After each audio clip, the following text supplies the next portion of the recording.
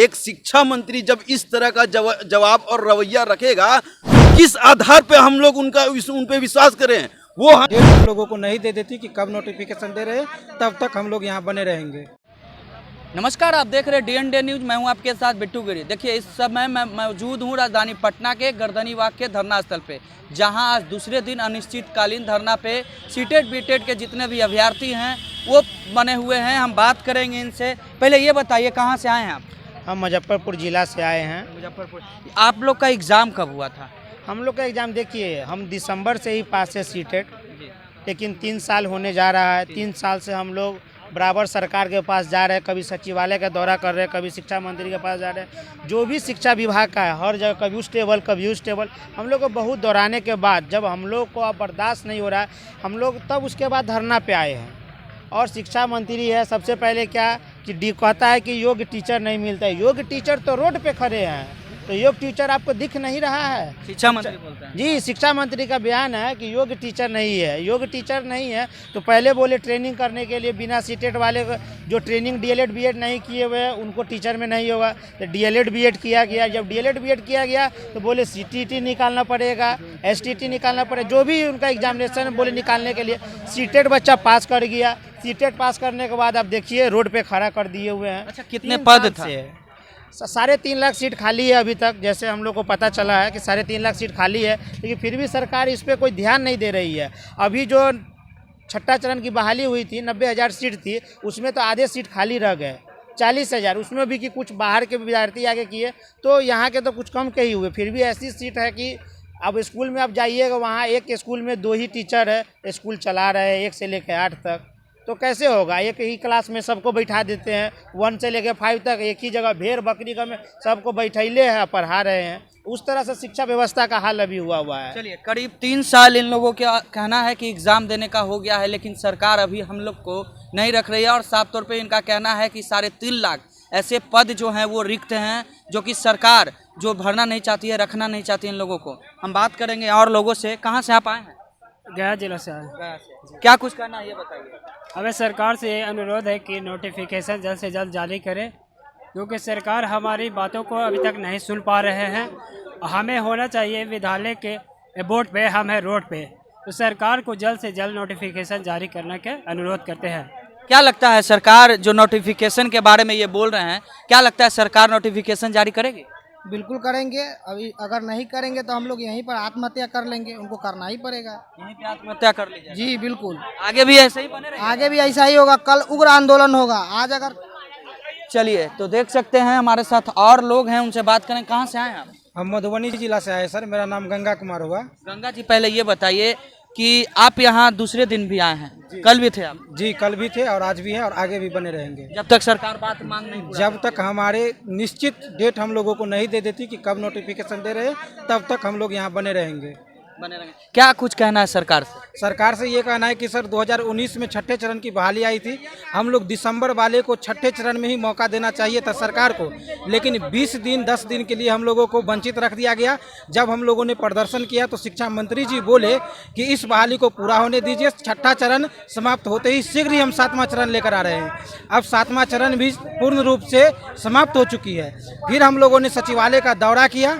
शिक्षा मंत्री जी बार बार डेट पर डेट दिए जा रहे हैं, बोले जनवरी में ला रहे हैं, फरवरी में ला रहे हैं, मार्च में ला रहे हैं, अप्रैल में ला रहे हैं, डेट पे डेट चेंज करने जा रहे हैं। इसीलिए हम लोगों को शिक्षा मंत्री के जुल्म इस जो आज पेपर में आप लोग देखे होंगे कि 50,000 7वां चरण के लिए वो बयान दिए हैं, लेकिन हमें शिक्षा मंत्री पर बिल्कुल भरोसा नहीं है, क्योंकि वे ऐसा कितने बार बयान दिए हैं और अपने बातों से पीछे हट गए हैं। इसीलिए जब तक हम लोगों को निश्चित डेट सरकार नहीं देती, तब तक हम लोग यहाँ से नहीं हटेंगे। चलिए, तो जब तक सरकार निश्चित जो डेट के बारे में आपने सुना, तो साफ तौर पर इनका कहना है निश्चित डेट सरकार देती है तभी लोग यहाँ से हटेंगे, नहीं तो ऐसे ही बने रहेंगे। आप कहाँ से आए हैं और क्या नाम हुआ? मेरा नाम सिकंदर आजम हुआ और मैं आरा ज़िला से आया हूँ।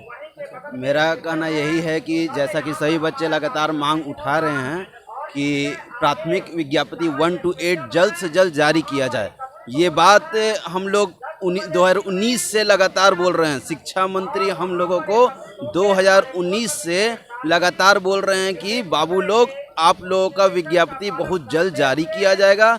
जैसे ही छठा चरण समाप्त होगा वैसे ही आपका जब जब हम लोग सचिवालय गए हैं, लगातार दौरा किए हैं हर शुक्रवार को, तब शिक्षा मंत्री हम लोगों को सिर्फ यही बात बोले हैं कि जैसे ही छठा चरण समाप्त होगा वैसे ही हम लोग तुरंत 7वां चरण शुरू करेंगे। और इस आश्वासन पे ही हम लोग उतने दिन से बहुत ही धैर्य रखकर अपना वेट कर रहे हैं 7वां चरण का। लेकिन अब इम्तिहान की सारा धैर्य हम लोग खो चुके हैं, क्योंकि जब जैसे ही छठा चरण समाप्त होता है और उसके बाद एक प्रत्याशी जब जाता है उनके यहाँ मिलने, तो उनका जो जवाब होता है उसे सुनकर हम लोग दंग रह जाते हैं। और वो जवाब से ये था कि जाइए, आप सो जाइए, हम लोगों का जब इच्छा होगा तब हम लोग 7वां चरण देंगे। बताइए, एक शिक्षा मंत्री जब इस तरह का जवाब और रवैया रखेगा तो किस आधार पे हम लोग उन पे विश्वास करें। वो हमेशा, आज हम लोग आंदोलन कर रहे हैं तो वो कह रहे हैं कि जल्द से जल्द आएगा,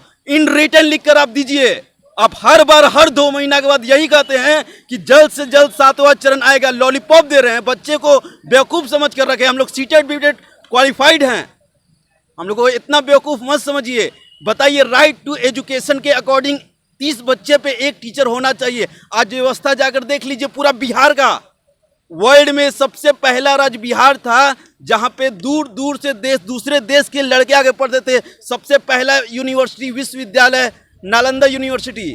और आज देख लीजिए, ऑल ओवर इंडिया में सबसे कम पढ़े लिखे राज्य में बिहार है। ये सबसे बड़ी शर्म की बात है और इसका सबसे बड़ा जिम्मेदार ये सब मंत्री हैं।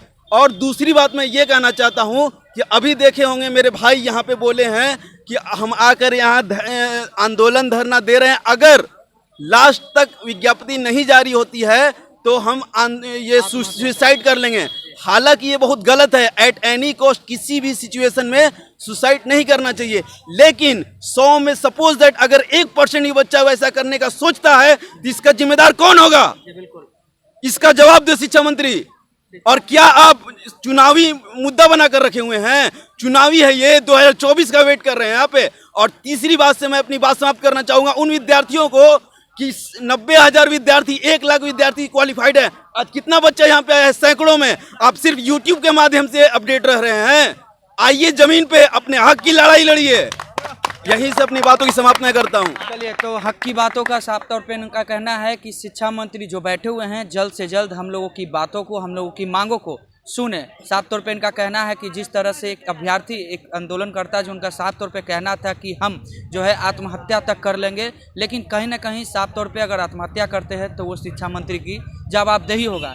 और साफ तौर पे आपने सुना कि लोगों का साफ तौर पे कहना है कि हम 38 जिलों से आए हैं और लगभग अनिश्चितकालीन धरना पे बने रहेंगे। आज दूसरा दिन है और आगे का भी हम अपडेट दिखाएंगे। तो फिलहाल इस खबर में इतना ही और हमारे यूट्यूब चैनल आप देख रहे हैं तो सब्सक्राइब करें, फेसबुक पेज को आप देख रहे हैं तो फॉलो करना न भूलें।